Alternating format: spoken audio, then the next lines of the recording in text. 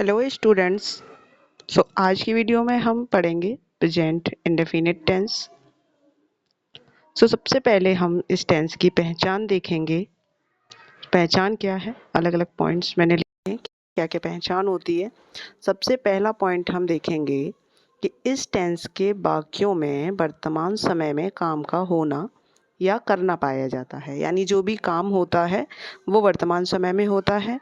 दूसरी इसकी पहचान होती है कि इस टेंस की क्रियाओं के अंत में ता है, ती है, ते हैं, ताहू आदि शब्द आते हैं। यानी जैसे मेन क्रिया होती है आना, तो वाक्य के अंत में आता है, आती है, आते हैं, इस तरह से वाक्य होंगे।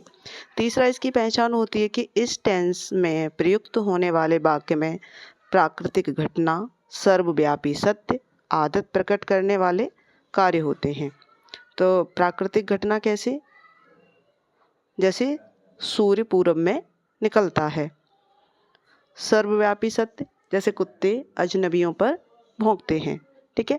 आदत प्रकट करना, जैसे रोहन रोज स्कूल जाता है या सोहन प्रतिदिन जिम जाता है। ये क्या है? ये हमारी आदतें प्रकट हो रही हैं।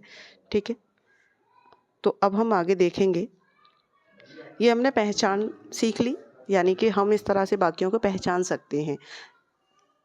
आगे हम जब सेंटेंस पढ़ेंगे तो हम और अच्छे से समझेंगे।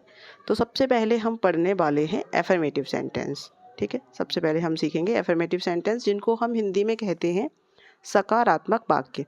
यानी ऐसे सेंटेंस जिनमें ना तो हमसे कोई प्रश्न पूछा जाएगा और ना ही नहीं शब्द आएगा, यानी ये नकारात्मक भी नहीं होंगे और प्रश्नवाचक भी नहीं होंगे। ऐसे सेंटेंस को हम बोलते हैं affirmative sentence. Okay. Affirmative sentence का रूल क्या होता है समझते हैं। एक वचन कर्ता यानी सिंगुलर नंबर। अब सिंगुलर नंबर क्या होते हैं? ही, सी, इट। ओके। के साथ वर्ब की फर्स्ट फॉर्म में एस या ई एस लगाते हैं। यानी वर्ब की कोई भी फर्स्ट फॉर्म होगी, जैसे कम आया और हमारा सब्जेक्ट सिंगुलर है, तो कम का क्या हो जाएगा? कम का कम्स हो जाएगा। ओके। ऐसे ही गो, गो का गोज, GOES। ठीक है। जब हम सेंटेंस बनाएंगे तो इनको और अच्छे से समझेंगे। आगे देखते हैं। तो इस तरह से अगर सब्जेक्ट सिंगुलर है तो हमारा स्ट्रक्चर कुछ इस तरह से बनेगा। जैसे सबसे पहले हम सब्जेक्ट लगाएंगे, कोई भी सेंटेंस दिया है, उसके बाद वर्ब में ऐसे ES लगाएंगे, उसके बाद ऑब्जेक्ट लगाएंगे, उसके बाद अदर वर्ड लगाएंगे। तो देखिए पहले हम समझ लेते हैं इन चीज़ों को। सब्जेक्ट क्या होता है? कर्ता। ये मैंने हिंदी में लिखा हुआ है यहाँ पे। क्रिया में ऐसे ES, अन्य शब्द नहीं नहीं नहीं, यहाँ पे अन्य शब्द से पहले कर्म आएगा, उसके बाद प्लस अन्य शब्द। ओके। आप सारे बच्चे इसके नोट्स बनाते जाएंगे, जिससे कि बाद में आपको रिवीजन करने में हेल्प होगी। ओके। तो अब इसको समझेंगे। सबसे पहले सब्जेक्ट। सब्जेक्ट यानी कि कर्ता। अब कर्ता क्या होता है? जैसे कोई भी एक्शन हो रही है, यहाँ पे हम नीचे एक सेंटेंस दिया हुआ है, वो सेंटेंस देखते हैं। जैसे कोई एक्शन हो रही है, जैसे ये है एक सेंटेंस है, कमला एक मधुर गाना गाती है। तो सब्जेक्ट कौन होता है? कर्ता। यानी जो सेंटेंस में जो भी क्रिया हो रही है उसको करने वाला, यानी जो एक्शन हो रही है उसको करने वाला जो होता है वही सब्जेक्ट होता है। जैसे कमला एक मधुर गीत गाती है, तो मधुर गीत गाने का काम कौन कर रहा है? कमला। कमला कर रही है ना। तो कमला क्या है? कमला सब्जेक्ट है, यानी करता है। उसके बाद क्या है? वर्ब विद ऐसे ही एस। अब वर्ब क्या है इसमें? कमला एक मधुर गीत गाती है। वर्ब क्या होती है? Action word. वर्ब जो होती है हमारी एक्शन वर्ड होती है, यानी सब्जेक्ट जो भी कर रहा होता है वही वर्ब होती है। तो कमला क्या कर रही है? कमला गाने का काम कर रही है, गाती है। कमला क्या कर रही है? कमला गाती है। गाना, गाना मतलब सिंग। ठीक है। अब वर्ब में क्या लगाना है? ऐसे ही एस लगाएंगे। ठीक है। तो सिंग का क्या हो जाएगा? सिंग्स। सिंपल है ना। ठीक है।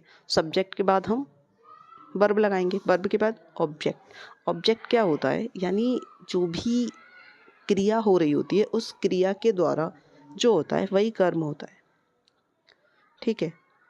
जैसे ऐसे समझेंगे, कमला गाती है। कमला क्या गाती है? मधुर गीत क्या गाती है? मधुर गीत, एक मधुर गाना। कमला क्या गाती है? एक मधुर गाना। तो एक मधुर गाना क्या है? एक मधुर गाना हमारा कर्म है, ऑब्जेक्ट है। ये क्या है? ये हमारा ऑब्जेक्ट है। ओके, ठीक है। उसके बाद अन्य शब्द। अब अगर सेंटेंस में कुछ और भी दिया रहता है तो उसको हम लास्ट में लगाते हैं। ठीक है, आप समझेंगे, इस स्ट्रक्चर को अच्छे से याद कर लेंगे। कैसे? सबसे पहले सब्जेक्ट, देन वर्ब में ऐसे यस, उसके बाद ऑब्जेक्ट, उसके बाद अदर वर्ड। सारे सब्जेक्ट क्या है, ऑब्जेक्ट क्या है, ये हम आगे जब सेंटेंस देखेंगे तो आराम से डिस्कस करते जाएंगे। चलिए अब पहला सेंटेंस देखते हैं हम।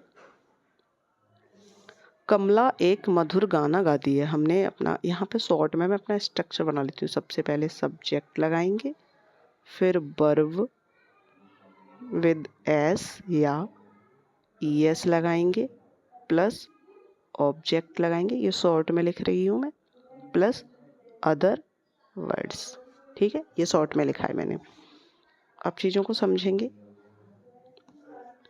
देखिए, कमला एक मधुर गीत गाती है। सबसे पहले क्या लगाना है? सब्जेक्ट। सब्जेक्ट कौन है? कमला। कमला लगाया। वर्ब क्या है? गाती है। वर्ब में एस लगा दिया, सिंग का सिंग्स कर दिया। क्या गाती है? ऑब्जेक्ट लगाएंगे। कमला गाती है, क्या गाती है? कमला जो गाती है वही ऑब्जेक्ट है। कमला एक मधुर गाना गाती है। ठीक है, अ स्वीट सॉन्ग। ओके, समझ में आया? नेक्स्ट देखते हैं। लड़का अपने घर जाता है। सब्जेक्ट कौन है? घर जाने का काम कौन कर रहा है? लड़का। सब्जेक्ट कौन है? The boy. जाता है, गो का हमने गोज कर दिया, ऐसे ही एस लगा के। कहाँ जाता है? अपने घर, go to his home. Okay, next है, वह अपना पाठ याद करता है। कौन करता है अपना पाठ याद? वह। तो वह हुआ हमारा सब्जेक्ट। ही क्या करता है? वह याद करने का काम करता है, लर्न्स। क्या याद करता है? अपना पाठ, his lesson. Okay, next, Rahul एक गाना गाता है। राहुल सब्जेक्ट है। राहुल क्या करता है? गाता है। सिंग्स क्या गाता है? एक गाना, a song. Rahul sings a song. यह लड़का अपने अध्यापक की आज्ञा का पालन करता है। सब्जेक्ट कौन है? यह लड़का, दिस बॉय। यह क्या करता है? आज्ञा का पालन करता है। आज्ञा का पालन होता है ओवे, एस लगाएंगे वर्ब में, ओवेस।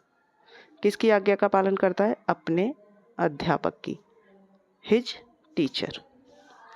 नेक्स्ट है, मेरा कुत्ता अजनबी व्यक्तियों पर भौंकता है। सब्जेक्ट है मेरा कुत्ता, माई डॉग। वर्ब क्या है? भौंकता है, बार्क्स। किस पर भौंकता है? अजनबी व्यक्तियों पर, एट स्ट्रेंजर्स। ओके, अब इसकी पहचान के लिए हम इनको एक बार फिर देख लेते हैं।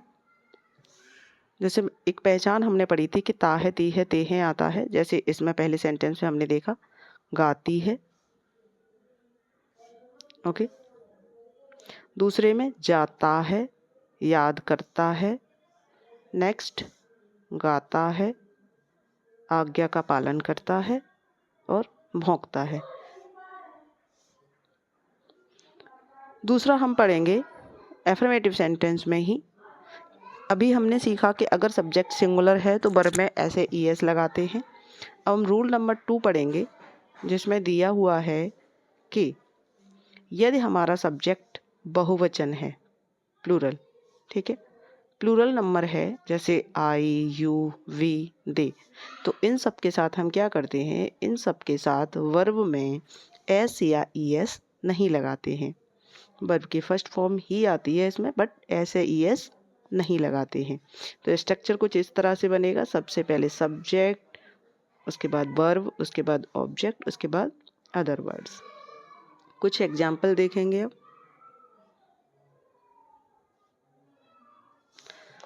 जैसे मैं अपने स्कूल जाता हूँ।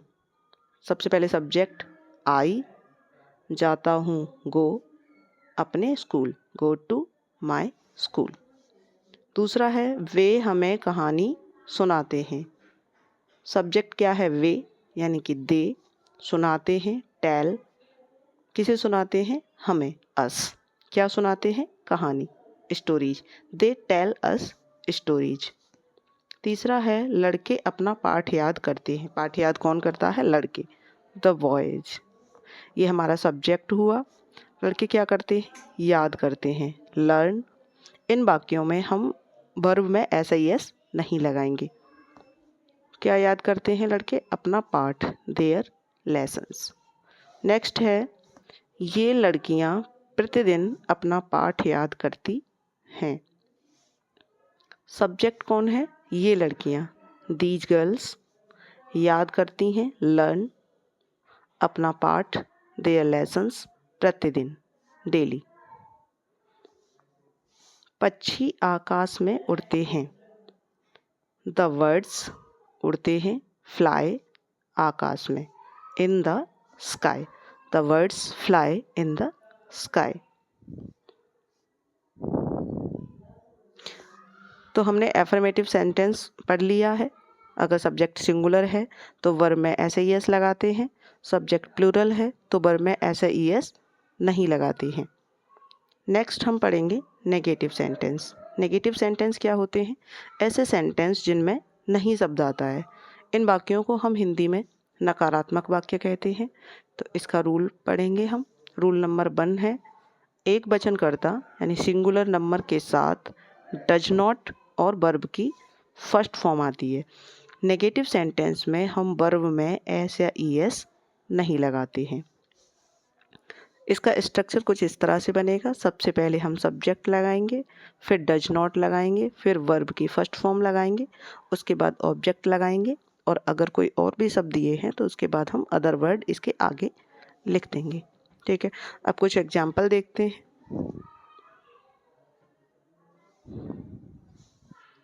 कमला गाना नहीं गाती है। सबसे पहले सब्जेक्ट कमला, उसके बाद डज नॉट, उसके बाद वर्ब गाती है यानी सिंग एक गाना, सिंग अ सॉन्ग। दूसरा एग्जाम्पल है लड़का अपने घर नहीं जाता है। The boy does not go to his house. तीसरा है वह अपना पाठ याद नहीं करता है। He does not learn his lesson. Next, अब रूल नंबर 2 देखेंगे। रूल नंबर 2 क्या है? रूल नंबर 2 बहुवचन के बारे में है। जैसे बहुवचन कर्ता यानी प्लूरल नंबर के साथ डू नॉट और वर्ब की फर्स्ट फॉर्म का प्रयोग करते हैं। तो इसका स्ट्रक्चर कुछ इस तरह से बनेगा। सबसे पहले सब्जेक्ट, उसके बाद डू नॉट, देन वर्ब की फर्स्ट फॉर्म, उसके बाद ऑब्जेक्ट। कुछ एग्जाम्पल देखते हैं। वे स्कूल नहीं जाते हैं। They do not go to their school. मैं तुम्हें एक कविता नहीं सुनाता हूँ। I do not sing you a poem. लड़के अपना पाठ याद नहीं करते हैं। The boys do not learn their lessons. इसी में नेगेटिव सेंटेंस में हम रूल नंबर 3 पढ़ेंगे।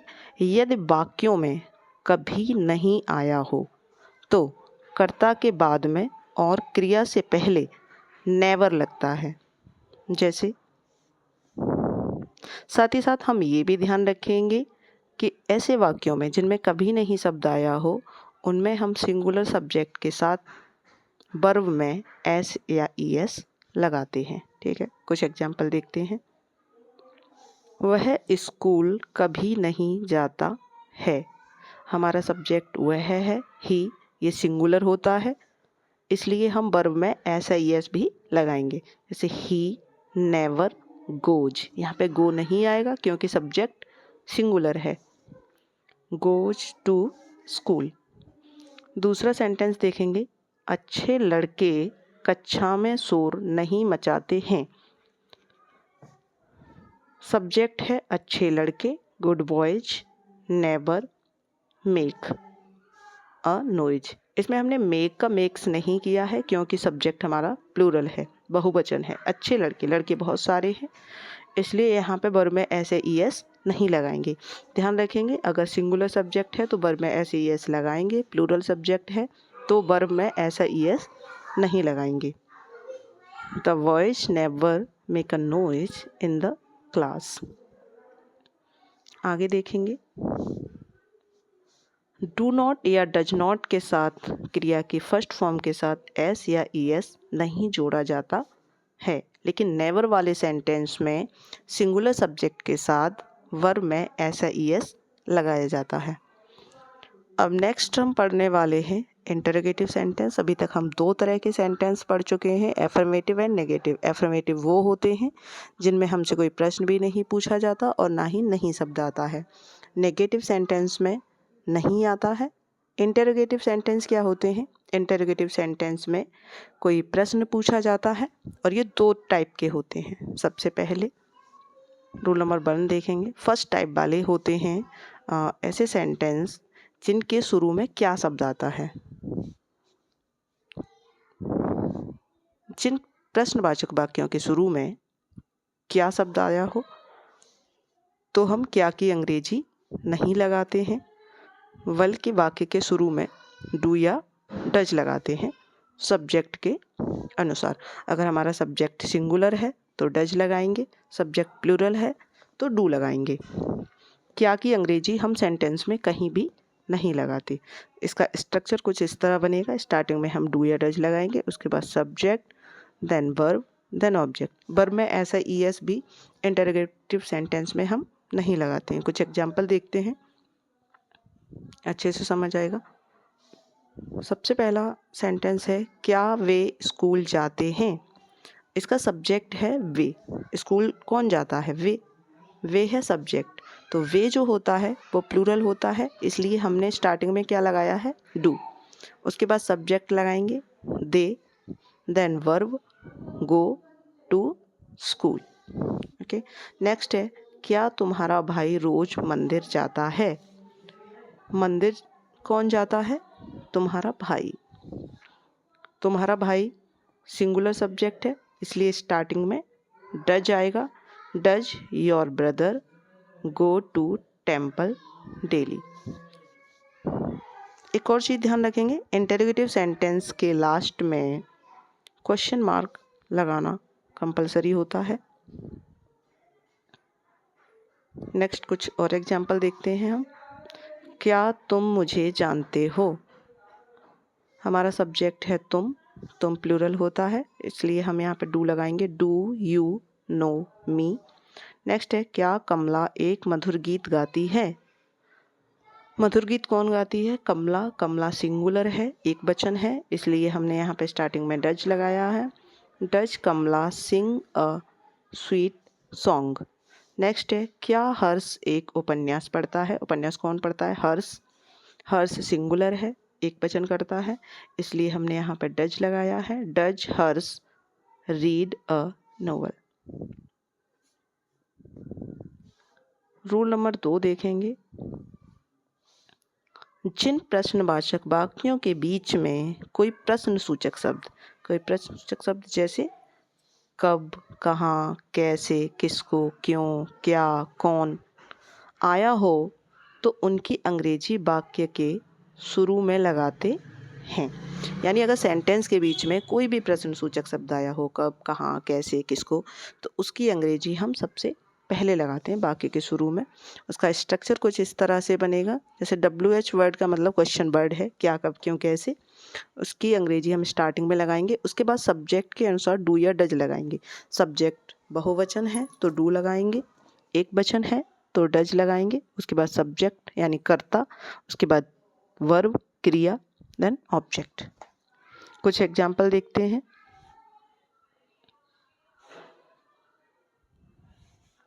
वह कहाँ रहता है। इसमें प्रश्नवाचक शब्द क्या है? कहाँ। सो सबसे पहले हम कहाँ की अंग्रेजी लगाएंगे? वेयर। उसके बाद डू या डज लगाएंगे। कौन रहता है? वह होता है सिंगुलर, इसलिए हमने यहाँ पे डज लगाया है। He live. Where does he live. वह रोज कहाँ जाता है। सब्जेक्ट कौन है? वह। सिंगुलर सब्जेक्ट होता है, इसलिए हम सेंटेंस में डज लगाएंगे। तो प्रश्नवाचक वाक्य क्या है? प्रश्न सूचक शब्द क्या है? कहाँ। तो कहाँ की सबसे पहले लगाएंगे वेयर, उसके बाद डज, उसके बाद करता ही, गो, डेली। नेक्स्ट देखेंगे, तुम विद्यालय कब जाते हो। प्रश्नवाचक शब्द क्या है? कब। कब की स्पेलिंग होती है व्हेन, जो हम वाक्य के शुरू में लगाएंगे। उसके बाद डू या डज। तो सब्जेक्ट क्या है? तुम होता है बहुवचन, इसलिए हमने व्हेन के बाद डू लगाया। उसके बाद subject you, then verb go to school. Okay, next हम देखते हैं रूल नंबर 3। इसमें क्या दिया हुआ है? कितना, हाउ मच, कितने, हाउ मैनी, विच, कौन सा, के साथ उनसे संबंधित नाउन भी आते हैं। ऐसे सेंटेंस जिनमें कितना, कौन सा दिया हो और उसके साथ में संबंधित नाउन हो, जैसे एग्जाम्पल से समझेंगे बेहतर, तो वो नाउन्स उसी प्रश्न सूचक शब्द के साथ में ही आते हैं। जैसे एक एग्जाम्पल देखते हैं, उसे समझते हैं। जैसे तुम कितने मील, कितने, कितने क्या, कितने मील। तो कितने के साथ ही मील की स्पेलिंग भी आएगी। प्रतिदिन टहलते हो। जैसे कितने की होती है हाउ मैनी। यहाँ पे थोड़ा सा और समझ लेते हैं। हाउ मच और हाउ मैनी दोनों का ही मीनिंग कितना या कितने होता है। तो हाउ मैनी का यूज हम कब करते हैं और हाउ मच का यूज कब करते हैं? हाउ मैनी का यूज हम करते हैं काउंटेबल चीज़ों के साथ, ऐसी चीज़ें जिनको हम काउंट कर सकते हैं। जैसे कितने सेब, तो हाउ मैनी एप्पल, क्योंकि एप्पल को हम काउंट कर सकते हैं। और हाउ मच का यूज करते हैं हम जब हम क्वांटिटी की बात करते हैं, यानी जिनको हम काउंट नहीं कर सकते। जैसे हम कहें कि ग्लास में कितना दूध है, तो दूध को हम काउंट नहीं कर सकते, इसलिए हम बोलेंगे how much milk, how much milk. Okay, अब सेंटेंस समझते हैं आगे।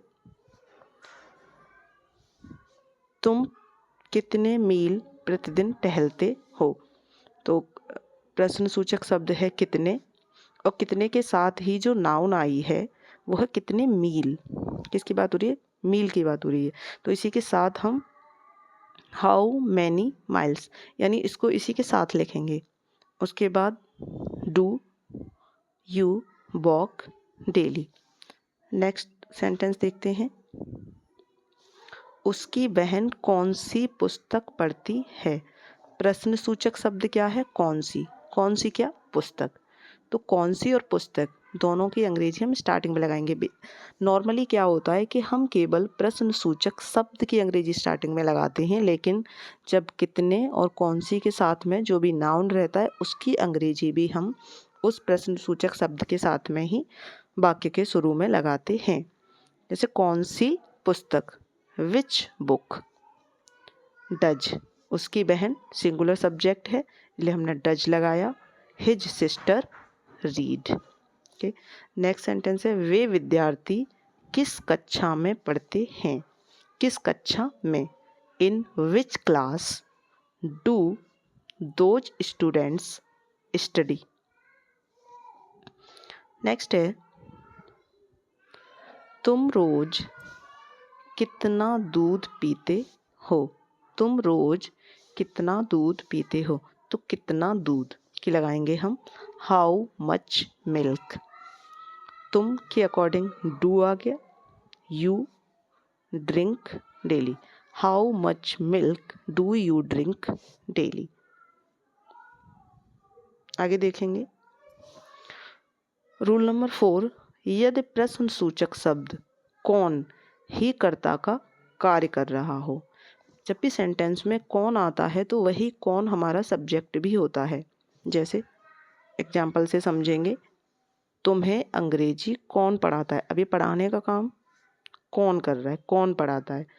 तो हमारा जो प्रश्न सूचक शब्द भी है ये कौन, और यही हमारा सब्जेक्ट है, क्योंकि पढ़ाने का काम भी कौन करता है। तो ऐसे वाक्यों में हम कैसे बनाते हैं इनको। ऐसे वाक्यों में हम सब वर्ब में एस या ईएस लगाते हैं। ऐसे वाक्यों में वर्ब में ऐसा ईएस लगाते हैं। इस एग्जाम्पल देखेंगे कौन। अब ये प्रश्न सूचक शब्द है, इसकी अंग्रेजी हमने सबसे पहले लगाई हु, पढ़ाता है, teach you English, who teach you English. ये सेंटेंस इंटरोगेटिव है बट इसको एफर्मेटिव की तरह बनाते हैं।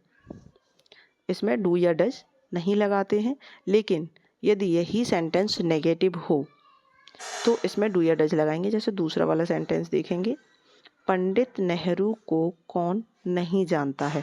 अब इसमें नहीं शब्द आ गया, इसलिए हम इसमें डज नॉट का यूज करेंगे। तो who does not know Pandit Nehru. अब इसमें डज नॉट आ गया है, इसलिए वर्ब में ऐसा ईएस नहीं लगाएंगे। जब ये इसमें नहीं शब्द नहीं होता है तो हम वर्ब में एस ईएस लगाते हैं। जब डू या डज नॉट यूज करते हैं तो वर्ब में ऐसा ईएस नहीं लगाते हैं। यहाँ पे हमने नो लगाया है। जैसे ऊपर वाले सेंटेंस में हमने टीच को टीच किया था, लेकिन यहाँ पे हमने नो को नोज नहीं किया है बिकॉज सेंटेंस में डज नॉट आया है। नेक्स्ट आगे समझते हैं।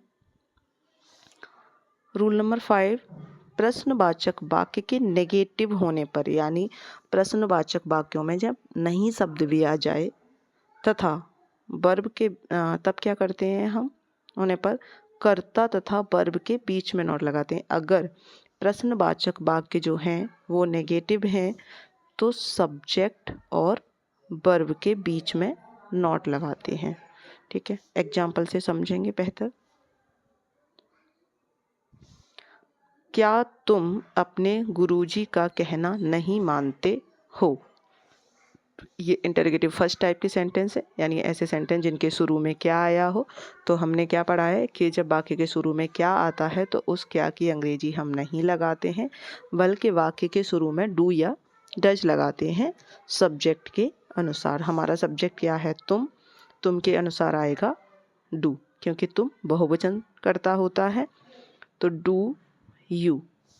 हमने अभी ये रूल पढ़ा था कि अगर सेंटेंस नेगेटिव होगा तो सब्जेक्ट और वर्ब के बीच में नॉट लगाएंगे। ठीक है, तो अभी हम इसमें देखेंगे डू यू नॉट ओबे। ओबे हमारी वर्ब है, यू सब्जेक्ट है, तो हमने नॉट को सब्जेक्ट और वर्ब के बीच में लगाया है। Do you not obey your teacher. Next example देखते हैं। तुम विद्यालय क्यों नहीं जाते हो। सबसे पहले क्यों की स्पेलिंग लगाएंगे, क्योंकि बीच में जब भी कोई प्रश्न सूचक शब्द आता है तो उसकी अंग्रेजी हम वाक्य के शुरू में लगाते हैं। उसके बाद डू या डज लगाते हैं। सब्जेक्ट है हमारा यू, यू के अकॉर्डिंग हमने डू लगाया। उसके बाद यू नॉट गो। अब हमने नॉट यहाँ पे क्यों लगाया, क्योंकि नॉट को हमें वर्ब और सब्जेक्ट के बीच में लगाना है। तो ये हमारा यू सब्जेक्ट है, गो वर्ब है, इसलिए हमने नॉट को यहाँ पे लगाया। Why do you not go to school. आगे देखते हैं। आगे होमवर्क है। यहाँ पे कुछ 5 सेंटेंस दिए हैं जिनको आप ट्रांसलेट करके कमेंट बॉक्स में लिखोगे। जिसके भी सेंटेंस में मिस्टेक होगी मैं उसको करेक्ट कर दूंगी और जिसके सही होंगे उसको लाइक कर दूंगी। Thank you.